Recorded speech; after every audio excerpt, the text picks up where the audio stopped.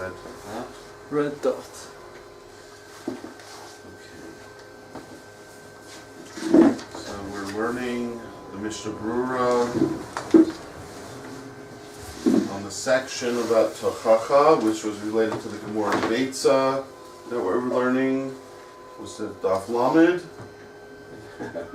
Which Daf were we doing in Beitza? And I'm saying it for the home audience to see.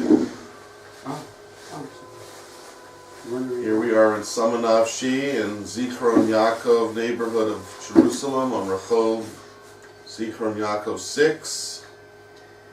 And we're learning Seches Beitza in the afternoon, what's called B'kiyah Seder. Let me show you how to look up the Mishnah Brura. Shabbatai. Come and look, so you can know how to do it yourself. We want you on the video. People will see that there's normal people here. So Taf Reish Ayin, that's way too far. Or Taf Reish Ches, correct? Taf Reish Lamesh is still too far. Taf Reish Ayin, Aleph is too, right? It's too close. There we go. Taf Reish Ches, right? And we're doing Sif base. We did all of that. Then we started with Mishnah Brura, we did part of that. We still have a ways to go. Okay. How about you? Did you find it? Tov Reish Ches, right?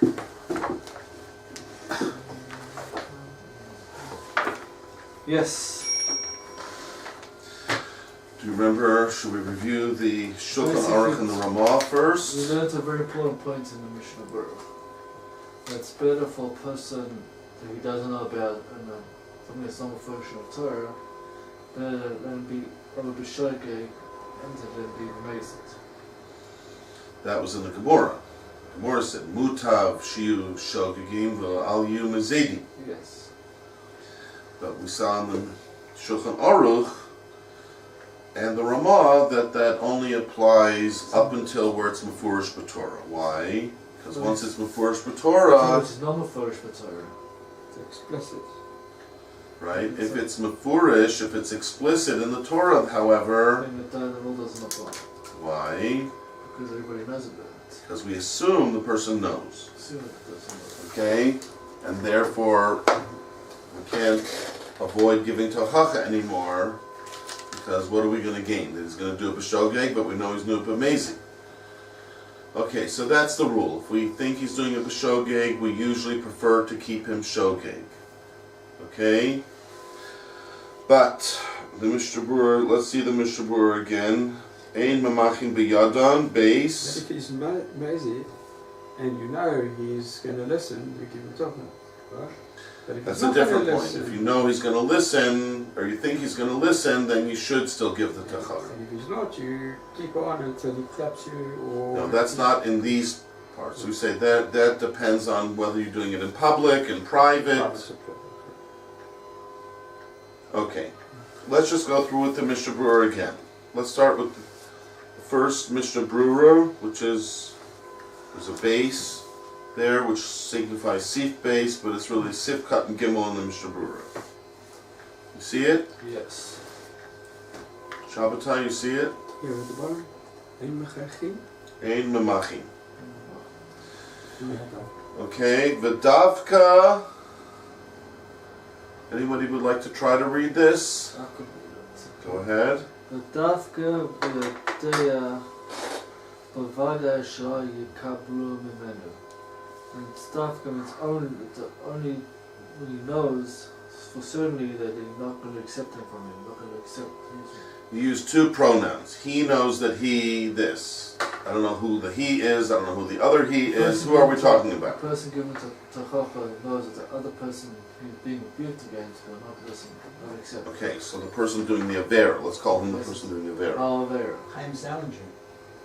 I'll write it down, thank you. Okay.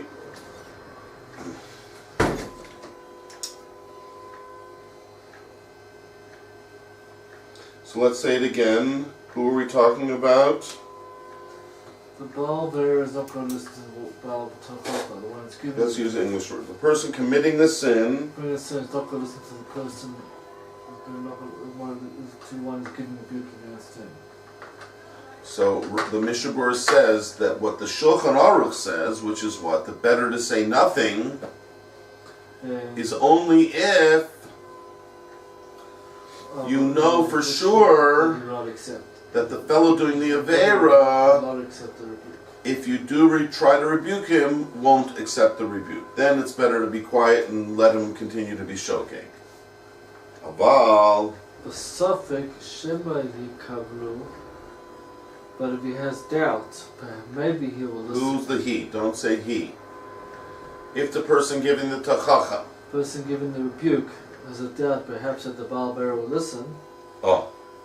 Means the person doing that his son will listen. Okay. So Limchus, he has to, therefore the one giving the rebuke has to protest. That's right. If I observe someone doing an Avera and I don't know he won't listen to me, maybe he will listen to me. Then in that situation where it's only possible he'll listen to me, but it's also still possible he won't listen to me, and he'll be amazed, what do I choose? To give to Chacham. It is something that it's an Avera Derabbanan. Right. Something that's not Which are cases that we had in the Gemora. See someone clapping their hands when they shouldn't be, according to what we saw in the Gemora, or sitting at the edge of the Movavi was another Avera Midrabanan, we said, which we should not do. If we stop them to do it, then we should try. But when does the Gemora and the Shulchan Aruch mean that we shouldn't get involved? We know for certain that the Baal Bear will not listen. So right. I know this person, or I know the type of person, I don't expect them to listen. So then I'd rather leave them to be a shogeg than to create a mazi. So I don't say anything. Said the Ramah, V'hu hadin, you want to read Shabbatai? V'hu hadin b'chol davar asur v'chulu. It's actually here you see the Nikudot, Devar Isser. It's like a smichut, a matter of an Isser. Ah, is that a smichut? Devar Isser? Right. So this The is... word davar is without being smichut. Divar, like Devar Yerushalayim, Devar Torah. That's the smichut form of the word davar. And then the next word also, asr means something is forbidden. Isser is the actual idea of something, the idea of something being forbidden. So davar isser means a matter of forbidden. Okay. So the Ramah was saying it's not only the case that it's brought over here, the case of eating Erev Yom Kippur, which is one example of when you see someone doing something wrong. If he's eating right up until Shkia, he's going to be avoiding the mitzvah of, he's going to be Mavatal, what we call Mavatal, the mitzvah of Tosefes Yom Kippur. That was the case in the Shulchan Aruch, which we saw in the Gemora also, but he's saying even if it's some other matter of Isser, has nothing to do with Yom Kippur, still you shouldn't get involved. Okay, try the Mishnah Berurah on that. Ritzono lomei gam. Ratzono lomar, what does that mean? It's necessary to say. No, not it's necessary to say. Well, He you wants need to say. He wants to say. Who's he? He wants to Who's he wants to say? Who's the he? The person is giving toch? No. Huh? The Mishnah Berurah is explaining the Ramah. Okay? So the Mishnah Berurah's job is to tell you what does the Ramah mean. This sentence in the Ramah, what does it mean? That it's applicable to any Isser. It says in the Mishnah Berurah, he means to say. Who's the he in this case? The Ramah. The Ramah means to say over here that what? Gam ken shebarur lo shelo yikaplu imenu l'kanel. Right. He means to say So that he's now saying you don't have to speak up in any of these cases, no matter what the Isser is. He's saying any Isser. That means to say what? And it's clear that he's not going to accept your advice. So again, we're saying the person who witnesses someone doing an Avera does not have to speak up in a case where it's pretty clear to him that the other fellow who's doing the Avera will not listen. Right? He's reiterating that now. Being that the Ramah is now widening it to be any Isser, he's also going ahead and widening what he said. That just like when we talked about Yom Kippur, it was talking about a case where I was pretty sure the guy won't listen. Here also, that the Ramah is widening it to apply to any Isser, it means as well where we are pretty sure the guy won't listen. Then I'm Pater. Keep going. ובכל זה אין חילוק בין רבים ליחיד. So, regarding all this, it's not necessary to divide. No, not necessary. It's not. There is no distinction. Ein chiluk means there is no distinction. Between Rabim and Yachid. Which would theoretically mean what? Between, if the Avera is being done in private or in public. Which we see at the end, the Ramah does make a distinction. Right? In the next page, you saw the Ramah does make a distinction. But the Mishnah was saying, but at this point there's no distinction.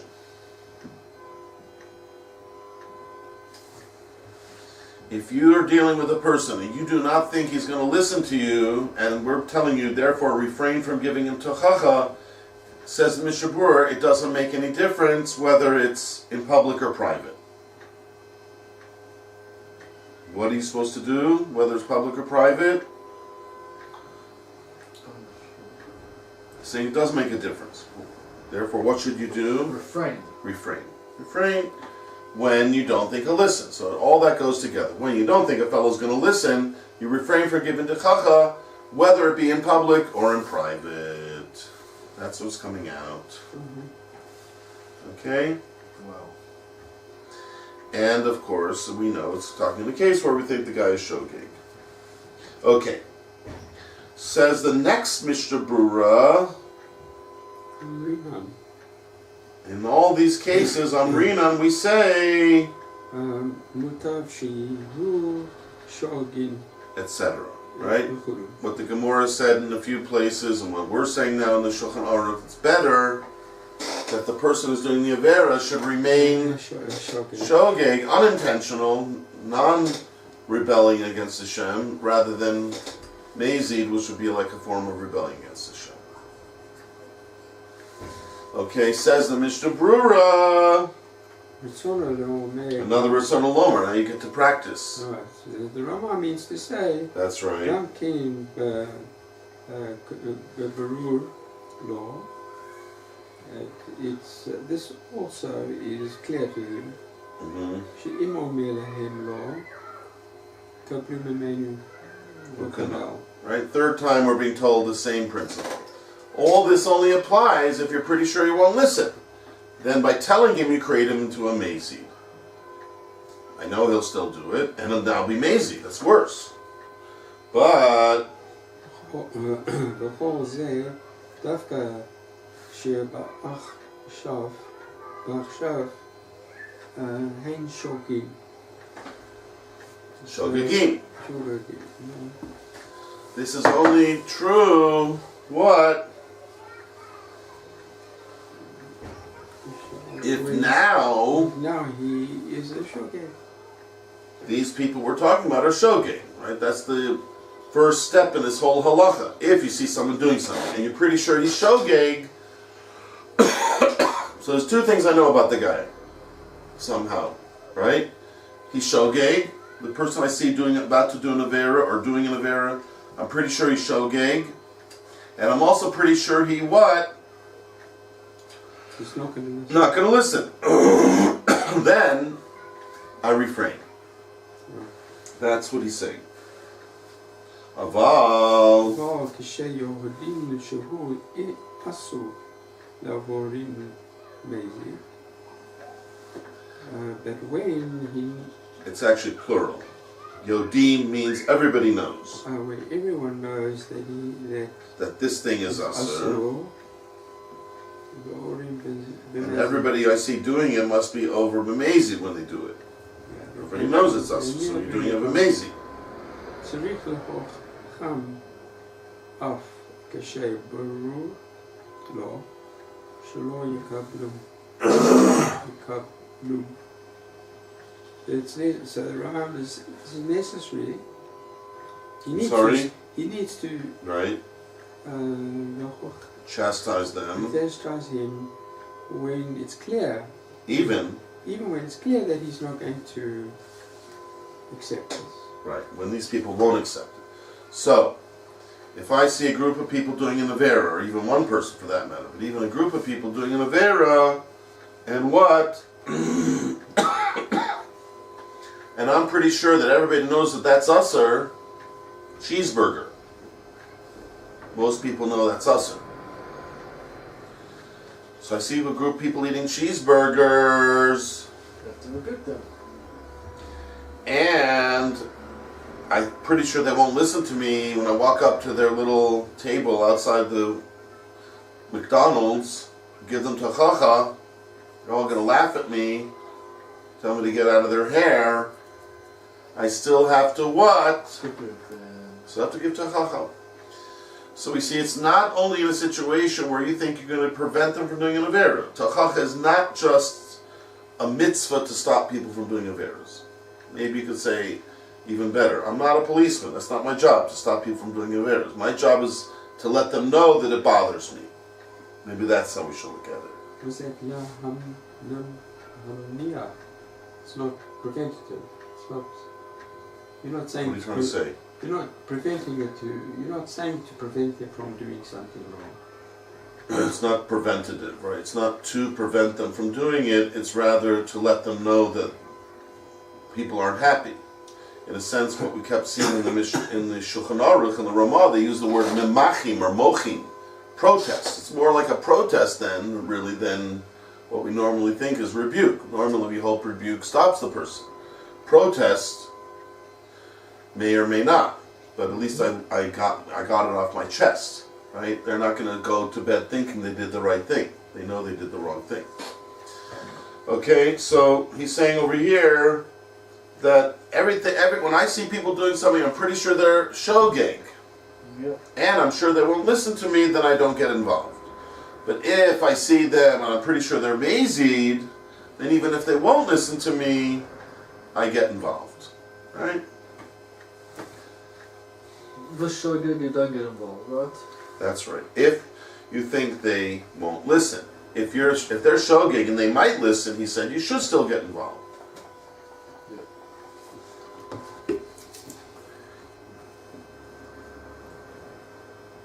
Those people Hashem takes care of. Hashem runs the world, thank God.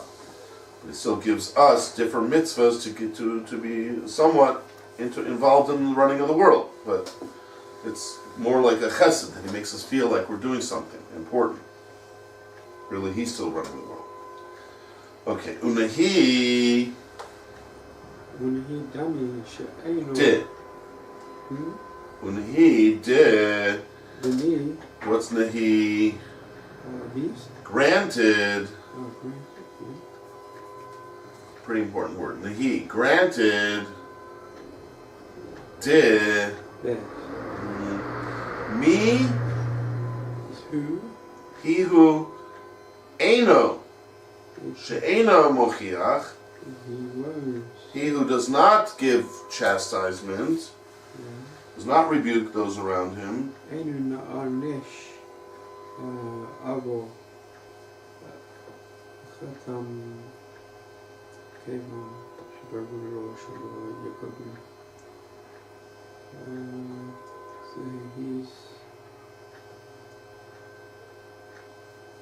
We're not going to punish him? I'm sorry. Ne'anash means he is punished. Eino ne'anash, he's not going to be punished. Let's go over it again. Nehi, granted, says the Mishabur. Demi, that the person whom Eino mochiach is not going to give the tachacha. Eino ne'anash, he is not punished. So if I see you doing something, and I really should be giving you tachacha, and I don't, am I going to get punished for not giving you tachacha? No. Well, maybe because there was a mitzvah that I didn't do, but the bigger onish in Tochacha is when I see you eating a cheeseburger, and I could really stop you from doing it, and I don't, then not only do I get punished for not keeping the mitzvah of Tochacha, I also get punished for having eaten a cheeseburger. I get punished for eating a cheeseburger. Why do I get punished for eating a cheeseburger? Because his avera is mityaches to me now. Because I could have stopped it, and I didn't. So in a sense, I caused him to do it. That's strong. That's a strong timing. And we find the Gemora says very, very strong things about that, right? Someone who could give Tochacha and doesn't, he gets punished like the same punishment that the person who's doing the avera gets. Doesn't seem fair, but it has the explanation that we said, because really, in a sense, you caused that person to do the avera. So he's saying over here, but you're dealing here with a person that you know what will not listen to you. So if I'm dealing with a person I know he won't listen to me, and I don't give him Tochacha, am I going to get punished as if, like, I know he won't listen to me, he's going to eat the cheeseburger anyways, and I didn't give him Tochacha. Am I going to get punished for eating that cheeseburger? No. It's only if I could have stopped him from eating the cheeseburger and I don't, then I get a punishment that's tantamount to eating cheeseburger.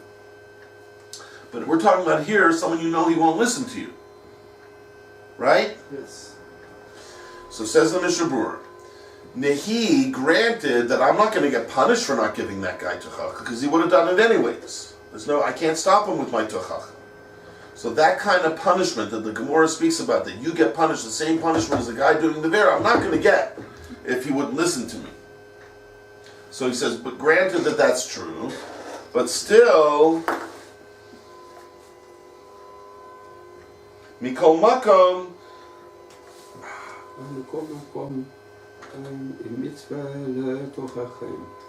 Lehochicham. It's a mitzvah to give him Tochacha. Right? That's the rule. There's like, it's almost like paraduma. What am I accomplishing? Not much. He's going to do it anyways. He's now just going to probably hate me for making him not enjoy his cheeseburger.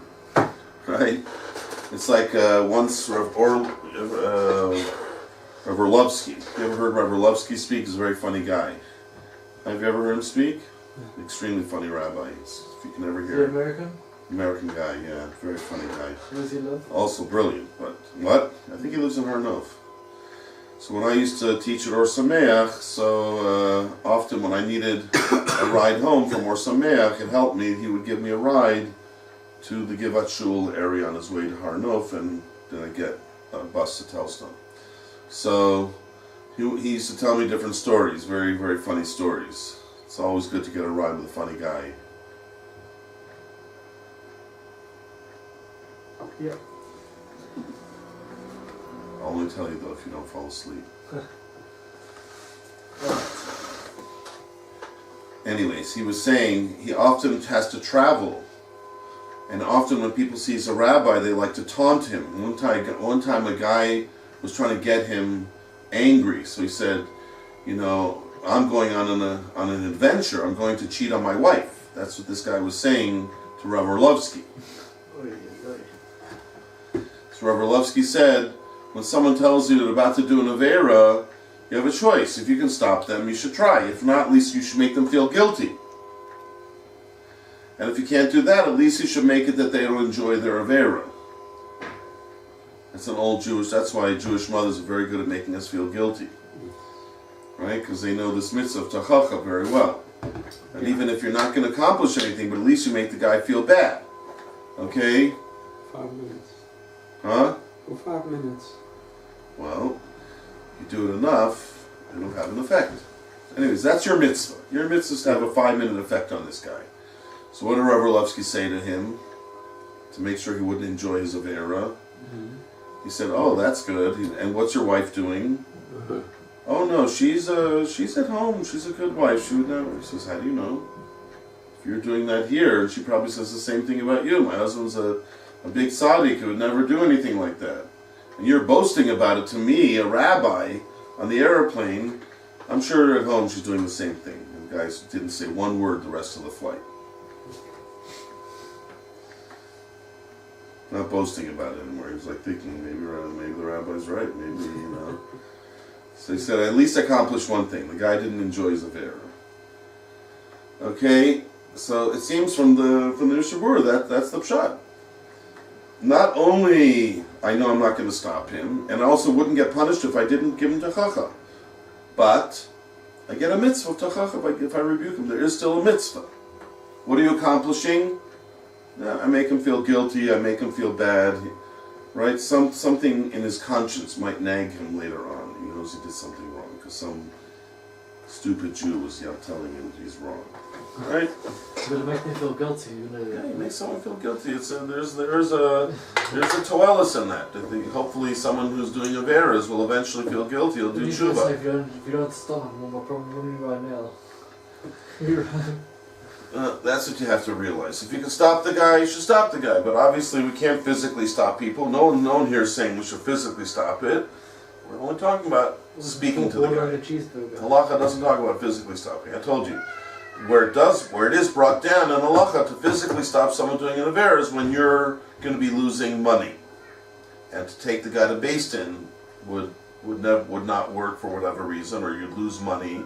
So then the Gemora, the Torah, allows you to take the law into your own hands. Right? Avi inish din l'nafshei.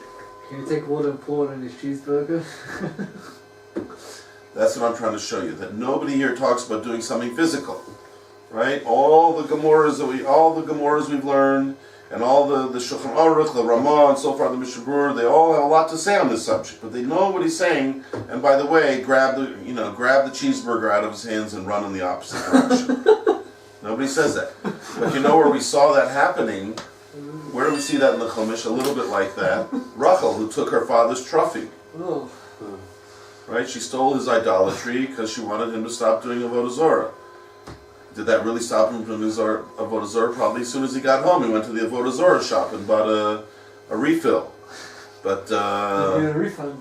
Got a refund, right? But in the meantime, he still knows something went wrong. He still feels stupid that he's worshiping a getchke that allowed itself to be stolen. Right? There's a bit of an irony in that. Can you steal someone's cheeseburger?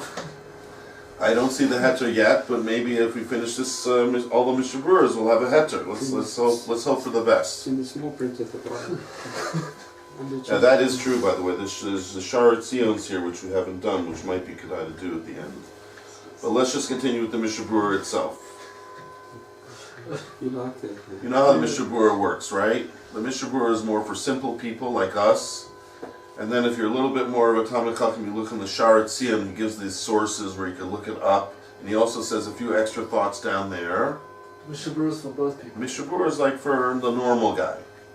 But then if you're a little bit more industrious, a little bit more of a Talmid Chacham, you look in the Sharat Sion, and he says at least the source, and he usually gives you the source, as well as some extra thoughts from time to time, which are always important. And then for the real Lamdan, he has the Bir Halacha, right? 3 things he wrote. They all go together. So you don't really know properly till you learn all of them. But just right now, I think for us, it's enough to do the Mishnah Berurah to get it somewhat clear. Okay, so far, he said if we know the person won't listen, and we're pretty sure he's shogeg, then we don't get involved. But if we know that he's mezid, then we get involved. And even if we know he won't listen to us, and even though if we don't say anything, we won't get an avera because you don't get punished if he's going to do it anyways, but still there's a mitzvah give to chacham. There's a mitzvah, it's like putting on tefillin. Do you know what you gain out of putting on tefillin? No, not really. I'm sure I get a mitzvah, and I'm sure I get something in Olam Haba, and I'm sure I get some extra milas in, Olam HaTzilus or something, but as far as this world, I don't really see the exact gain, but I know it's a mitzvah. Same thing over here. He's not going to listen to you. Then you don't know exactly what you're going to gain from it, but one thing you do know, it's a mitzvah. That's what he says. It is a mitzvah. Okay? Continue on. In the next Mishnah Berurah is talking already about when the Ramah says all of this was only talking about a mitzvah that was Eina Mefurish. Like what? It's an example of an Eina Mefurish. It wasn't explicit. No, to Sefas Yom Kippur. Yom Kippur is Furish in the Torah. Yeah. Tosefes Yom Kippur, the fact that to add on to Yom Kippur is through a diuk of the 9th and the 10th and all of that. Well, then we say, don't get involved because maybe he's still shogeg. Says the Mishnah Brura, who's reading the next Mishnah Brura. I'm going to read. She'ena mufurish b'Torah. It's not explained in the Torah. But so long I'm meaning to say, and explain. The Oz Onu Yecholim L'Tlois Sheshogim. Able to be dependent, right? No, to hang. It's like when you put something on the balance, you hang it in the balance, meaning you're not sure. So it's basically saying, I could suppose. In English we call that supposing. I could suppose that these shogeg. That these people are shogeg, right? When I see people doing an avera and it's not explicit in the Torah, then I could suppose that they're what? Shogeg. I say, I don't know for sure that they know these halachas because it's not mefurish, right? Maybe they didn't learn in yeshiva. They don't know these halachas. They only know what's mefurish in the Torah. So therefore, maybe these guys are still shogeg, and therefore, mut in bezeh. I'm coming to be wired in this. What? To exclude. No, not the word mi'ut. Yes, smaller. Yes. No, that would be ma'at, from the word ma'at. Then the ayin would be before the tes. Here the ayin is after the tes, more like the word ta'ut. Oh, mistake. You make a mistake. So they are mistaken. Like duped, they've been duped. They're mut'im, right? So again, because it's not mefurish in the Torah, I can suppose that these people are shogeg and they're merely what? Mistaken. They think it's mutter to do this thing. Ma shelo yishma'u lanu. Ma she'yemem lahem. With what they're not going to listen. No, not with what. In other words, the fact that. Ma is like saying the what, meaning the fact that. The fact that we're not going to listen to us. Right, which you said, all of this is only in cases where we're pretty sure they won't listen to us. So if they don't know that it's usher, why do I think they won't listen to me? So now here's a bit of a paradox. If they don't know it's usher, maybe they will listen to me. Because they don't know it's usher. And I'm going to tell them it's usher, maybe they'll stop. But we're said this whole thing about not giving to Chacham, these cases, only if I know they won't listen to me. He said that 3 times already. So now he has a problem. What do you mean you know they won't listen to you? They don't know it's usher in the first place. Maybe they will listen to you if you say it's usher. Right? Do you hear the difficulty he has now? The Mishnah Berurah is like, it's almost like a Tosos. He has to kasha now that he has to answer. You hear the kasha he has? What do you mean that what do you mean they won't listen? How if it's a mistake? How can you know they won't listen? You know these are people, or you're supposing at least that they're people who are making a mistake. They just don't know it's usher, because it's not mefurish in the Torah. So how do you put those 2 things together? I know they won't listen, even though I'm supposing that they just don't know the halacha. How do you know they won't listen then? You hear? Yeah. The problem? This is what he's coming to answer. The fact that I'm saying I know they won't listen, how do you know that if they don't even know it's usher, so how do you know they won't listen? What we say to them, the answer is it's machmas. Because this whole matter is lenient in their eyes. In other words, they don't see this as important. Even if you do tell them it's usher, they'll still think it's unimportant. That's what I'm supposing. It's a lot of supposing going on. Right? But I'm saying, A, I suppose they don't know. B, I'm pretty sure they won't listen to me. But why? Because I'm pretty sure that even once I tell them, they won't give it much weight. They'll say, it's not important. So there's a lot. When you see a situation like that, a lot of things are going on in your head for this all to work. Right? I'm not going to tell them because I'm pretty sure they're shogeg, and I'm pretty sure they won't listen to me, because I'm pretty sure they'll look at it as very lenient once I tell them. That's a very negative way of looking at it. I see a guy eating at that time, so I'm not going to tell him because he might not listen to me, and he thinks it's like, no, tell him because he doesn't know. and he might change his mind. So again, a lot of it is, this is all dependent on, maybe you know him. If you know him, then it's not so far-fetched, because you know the guy. Or maybe you know the type, right? This type of person, I've had experience with them in my life. Yeah. I know this type of person, even when you tell them something's usher, they tend to scoff at you. This is You ever run into those kind of people? You know, this guy, every time I've told him something, he's always scoffed. Bunch of scoffers. Never met scoffers? Yeah. I admire you for never having met them. I've met a few in my life. I actually was reading the email now from From a a guy that I scoffer? used to work with. He wrote me an article the other day. He said, I wish These I could- rabbis. No, it was funny actually. It's a bit funny there. He said, we don't have to learn today because it's that day, but we're back to learn tomorrow. And this guy never opened a book or put a kippah on in his life. He's a very nice guy actually. He's, Well, again, I think in these kind of halachas, we're being challenged to really look at people from a deeper perspective. Right? We're basically expecting the onlooker to have a lot going on in his brain. I think that's where the Tanya says you really only do it if you know the guy well. If It he's could actually- be. If he's actually Could level. be. It could be. He's actually saying the opposite here, by the way. He's saying, Okay. don't get involved. When are you allowed to not get involved? When you pretty much know what they're going to do. Sorry, can I read this to you? Because it's funny. He says here, according to instructions, I did not learn today, but I did learn that one should play chess today instead of learning.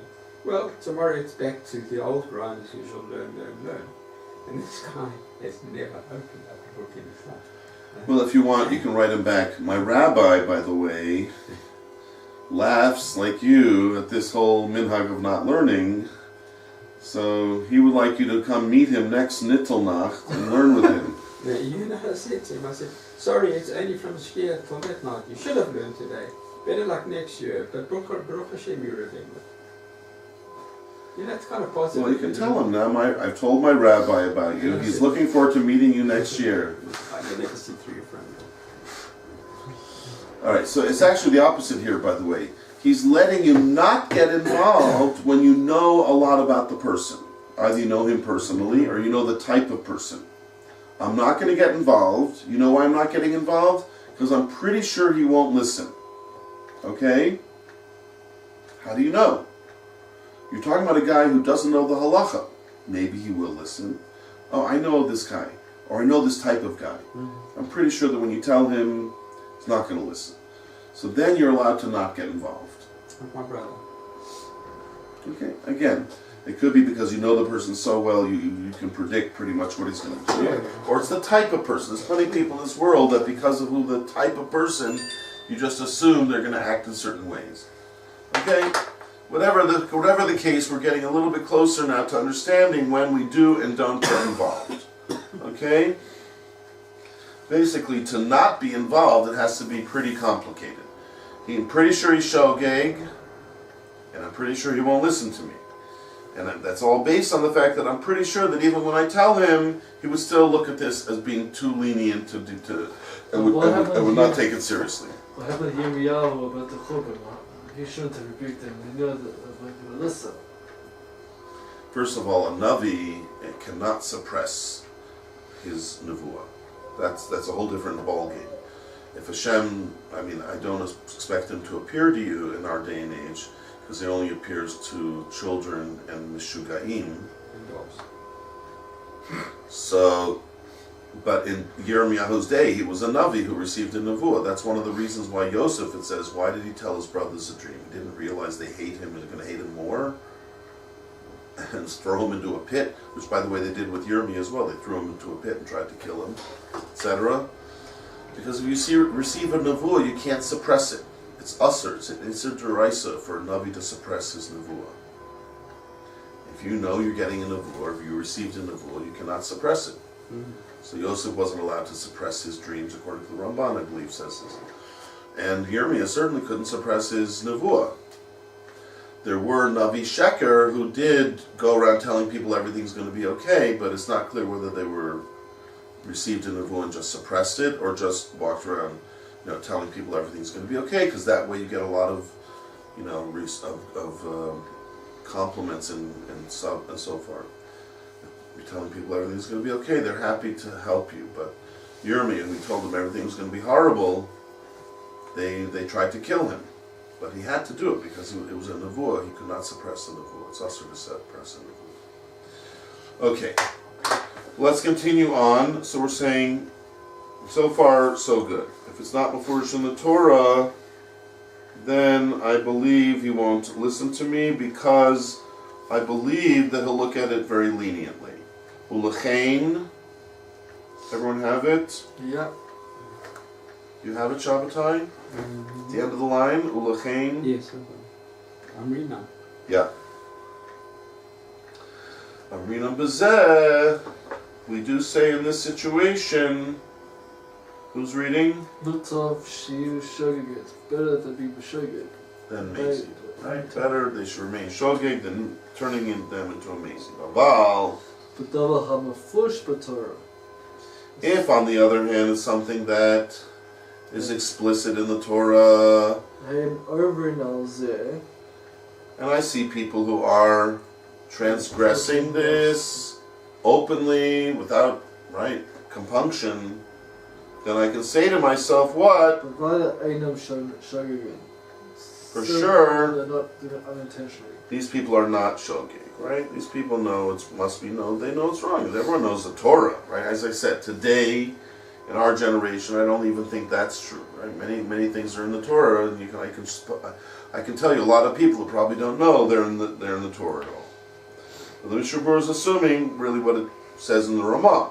This is all based on the Ramah, that if it's mefurish in the Torah, then you have to assume he knows it, and you have to assume he's mazid. Then what? Once he's mazid, Lo Shaykh B'Hu Loima Mutav Shiu Shogegin. It's not necessary. no, not necessary. It's not applicable anymore. Applicable. Shayach means applicable. It's no longer applicable, this excuse of what? To say it's better. It's better to leave them shogeg than mazid, right? Basically, that's an excuse not to give tachacha, which we say it is sanction. It's a good excuse, but now it's no longer a good excuse. Because what do you mean you're going to leave them shogeg? It's mefurish in the Torah. I believe they're really mazid. So what are you going to leave them shogeg? They're not shogeg. They're mazid. So it's no longer applicable, this excuse, and therefore, Machinim B'Hu, we protest against it. that's right. We have to say something. And not only that, he's saying an extra kiddush. Shinan B'Hu.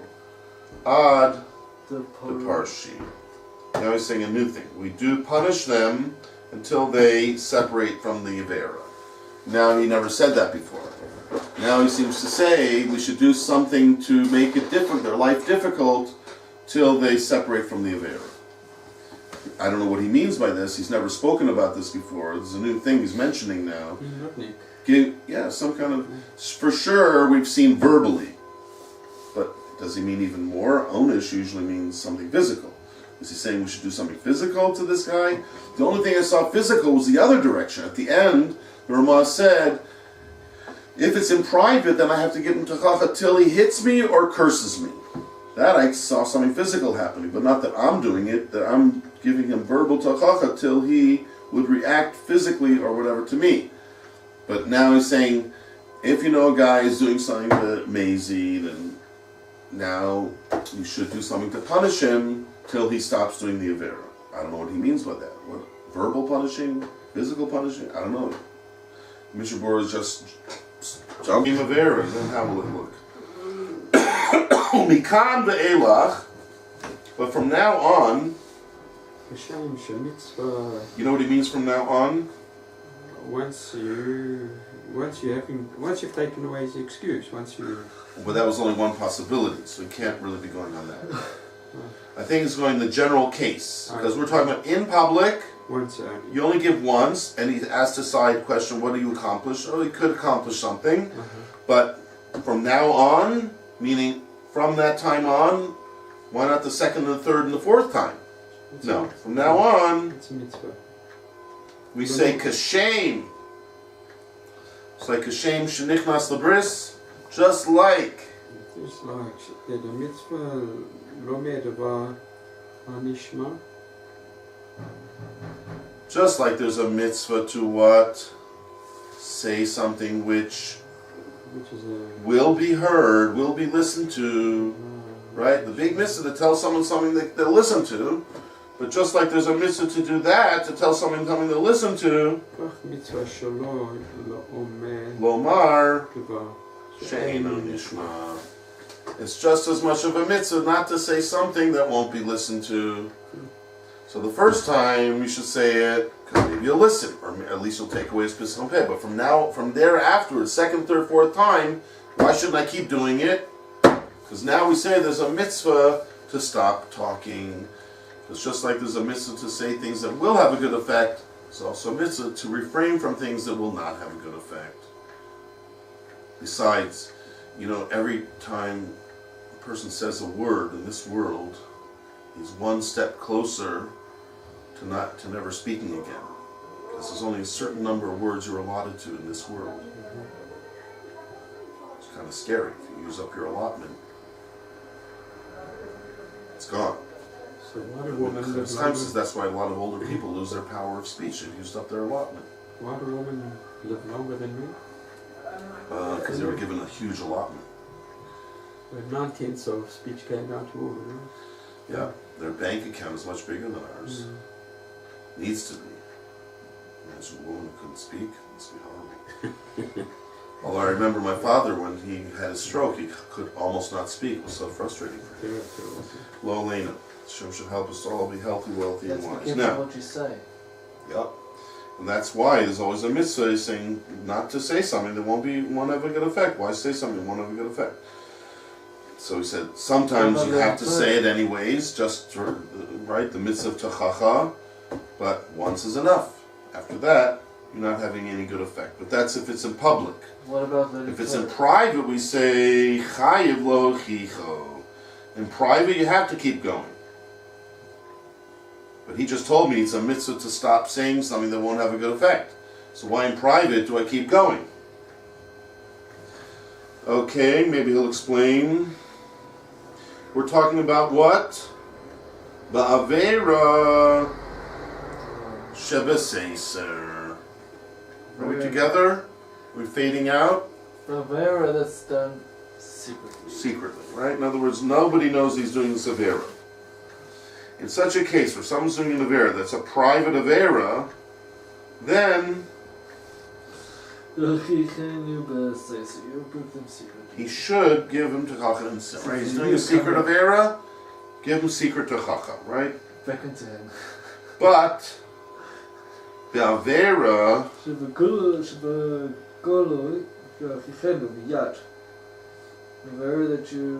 that he's doing publicly, that he's letting other people see, then you have a chiyuv to give techacha right away. Right away, miyad.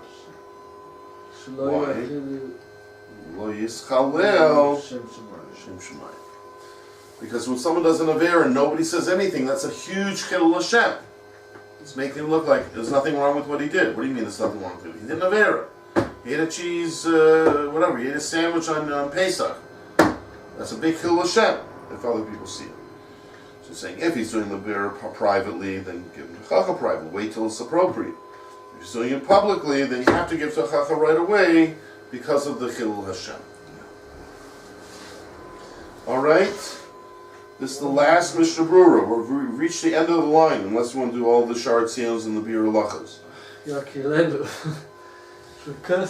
I'm not threatening you. I'm saying a nice thing.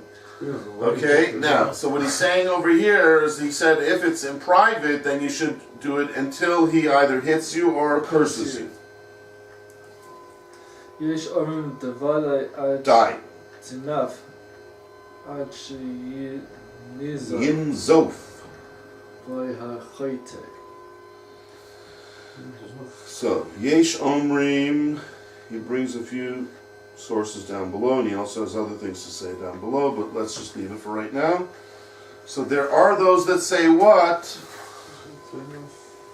It's enough, what? Until he... Yinzof, Nazifa. You know what Nazifa is?